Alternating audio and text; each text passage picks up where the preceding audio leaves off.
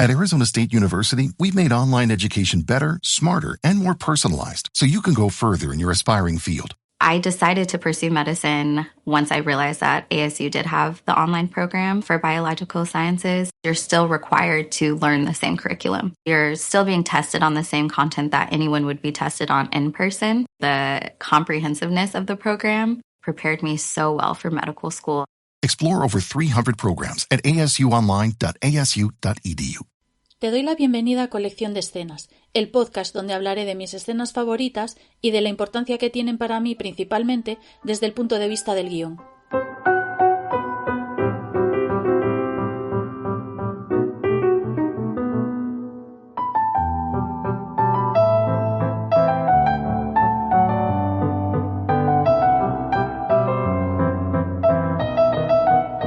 Hola. Empezamos el episodio 11 de Colección de Escenas. Hace poco menos de una semana, el 27 de marzo, fue el Día Mundial del Teatro. Así que para este episodio he elegido una película que adapta una obra teatral. Tenemos tres personajes principales. Una buenecita que se comporta como una pérfida, al menos para el detonante que hace empezar toda la historia. Tenemos a una mala malísima, que es una pérfida también, esa sí que es una pérfida, y tenemos a una víctima que puede que no lo sea tanto. Pero en realidad, lo interesante de esta historia es que toda su duración, algo más de hora y media, creo recordar, nos hace cuestionarnos nuestra propia opinión. Os estoy hablando de La duda. Estamos en el Bronx en el año 1964. Donald Miller es un niño de 12 años de color, el único niño de color en un colegio católico. Así que no tiene ningún amigo. Lleva muy poco tiempo, pero no consigue integrarse en el colegio. Y su única relación importante es la del cura del colegio, el padre Finn. Por otro lado, la madre superiora, la que dirige el colegio, les pide al resto de monjas que mantengan un poco vigilado a este cura del que ella sospecha desde el principio. Así que al poco tiempo, la madre James, una de las monjas más jóvenes, diría que la más joven de la congregación, ve algo sospechoso y pone en alerta a la madre Aloysius. Y aquí se desencadena todo. La duda se estrenó en el año 2008 y está escrita y dirigida por John Patrick Shanley, basada también en una obra de teatro suya, Duda, una parábola. Los intérpretes principales, a ver si me sale bien, porque menudo nombre, Meryl Streep interpreta a la madre Aloysius, Philip Seymour Hoffman interpreta al padre Flynn y Amy Adams a la hermana James. Por último, Viola Davis es la señora Miller, la madre de Donald. Esta vez el reparto principal no es muy extenso porque al estar basado en una obra teatral los personajes son muy pocos, o al menos los que tienen chicha. Mucho más en la película que en la obra teatral. En la obra teatral nada más tenemos a 4 personajes. Me imagino que las 2 monjas, la madre del niño y el cura. Aquí es un poquito más extenso, pero los que tienen el protagonismo siguen siendo ellos 4. Y vamos ya por los antecedentes. Como os comenté en el resumen, la hermana Aloysius sospecha de este hombre, no le despierta confianza, así que les pide al resto de hermanas que lo tengan un poco vigilado y, por supuesto, le cuenten cualquier mínima sospecha que tengan. Así que la hermana James empieza a vigilarlo, o a estar pendiente de los detalles. Así que un día ve cómo el cura pone una camiseta de Donald en la taquilla del niño. Y eso no le despierta demasiada confianza. Poco después tiene una conversación con el chaval donde dice que le ha olido el aliento y huele a alcohol. Incluso los espectadores nos tenemos que fiar de lo que ella dice, porque muy estratégicamente vemos la conversación, pero la figura de la hermana James tapa por completo el cuerpo del niño. Así que aquí todo es por testimonios que no sabemos si son verdad o no son verdad. Toma la decisión de hablar con su superiora y la encuentra en el jardín. le ayuda a meter las cosas en un cobertizo y aquí empieza la escena.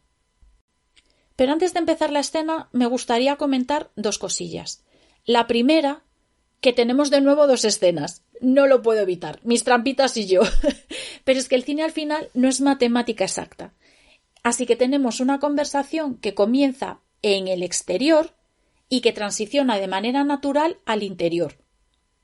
Y lo que sucede dentro del cobertizo es consecuencia de lo que empezó a hablarse fuera, también porque Sir James lo provoca así. La segunda cosa es que si no has visto la escena, te fijes en que las 2 actrices no paran de moverse. Esto ya pasaba en la escena de las horas en la cocina que comenté en el episodio 2. Allí Clarissa rompía los huevos, separaba las claras de las yemas, luego se iba al fregadero, estaba todo el rato haciendo cosas. Y aquí sucede lo mismo. Y ahora sí, vamos a por la escena. Sir Aloysius le pregunta a Sir James si Donald se integra bien, y James le responde que no tiene amigos. A la otra no le extraña que después de solo 2 meses no tenga amigos, pero, sinceramente, en niños de 12 años, a no ser que tengas un problema, es difícil no tener amigos después de 2 meses. Y efectivamente, este niño tiene un problema, que ya hemos visto en el resumen y también en los antecedentes. Aloysius pregunta si le han pegado. Y James, con un tono que indica que para ella eso no es posible, dice que no. Aloysius es rotunda cuando le replica que ya lo harán. Ya en el interior, Aloysius continúa diciendo que cuando ocurra, que los mande a su despacho. Sir James dice entonces que no cree que eso vaya a pasar. Aloysius piensa, lo vemos por su lenguaje corporal, que es por la inocencia de la monja joven. Y aprovecha esa situación para darle información, pero también para dárnosla a nosotras. Y fijaos qué buena excusa hay aquí para soltarnos información sobre el contexto de ese colegio y sobre el contexto social de la zona del Bronx en aquel momento. Porque suelta la parrafada, bueno, parrafada ni siquiera porque es muy breve, y ya nos dice cómo es el barrio. En una iglesia a la que acuden familias irlandesas e italianas, acabarán por pegarle. Esto ya es el retrato de la zona en solo unas pocas líneas. Las 2 mujeres no dejan de trajinar, lo que os decía antes. Están hablando y haciendo cosas, están trabajando, reordenando los hilos. La hermana James en ese momento deja de hacer su tarea y suelta con cara de temor, porque está cagadita, que Donald tiene un protector. James se protege con su capa. La vemos nerviosa por cómo acaba retorciéndose las manos juntitas, pero para ella la capa en ese momento es como una coraza. Entonces James dice que es el padre Flynn, el protector del chaval. Al oírlo, la hermana Aloysius deja de enrollar el cordón y deja de hacer todo. Está sorprendida. James sigue atemorizada, pero se acerca a su superiora. Supongo que con la excusa de darle el rollo del cordón, busca una discreción, aunque parece que ahí no las puede oír nadie. Sir James termina diciendo que el padre se interesa mucho por él. Hay un silencio, y aquí sube un poquitín la música, y la joven mira a la veterana con temor, hacia arriba. Aloysius rompe el silencio, no la tensión continúa, y dice que le habría ofrecido ayuda a Sir James, pero que nunca pensó que acudiría a ella por algo así. En realidad no se dice el tema, pero la actitud de las 2 mujeres establece el contexto para nosotros y es la que nos da la información. James se arrepiente y Aloysius habla y mira con suspicacia, mientras dice, así que ha pasado, con un corte, y en la versión original en inglés es igual, so it's happened. Y James le replica con un ¿qué? Porque ahora también ella sabe a lo que se refiere su compañera. Quiere poner disculpas, decir que no se refiere a eso, que sabe lo que está pensando la otra, pero... Y ahí se queda, porque justo en ese momento entra el jardinero y las interrumpe, y ya el asunto no se puede verbalizar. Uf, cuánta tensión, madre mía. Y el caso es que esto continúa en la escena siguiente y sigue sin poder verbalizarse el asunto porque también hay otra interrupción. Una de las características de esta película, que a mí me encanta, son las interrupciones. Hay un montón. En casi todas las conversaciones importantes hay interrupciones. Las ventanas abiertas, alguien que entra en el despacho de Aloysius, una luz que se funde. Buenísimo, porque te dejan con la intensidad, con toda esa tensión que te comes las uñas.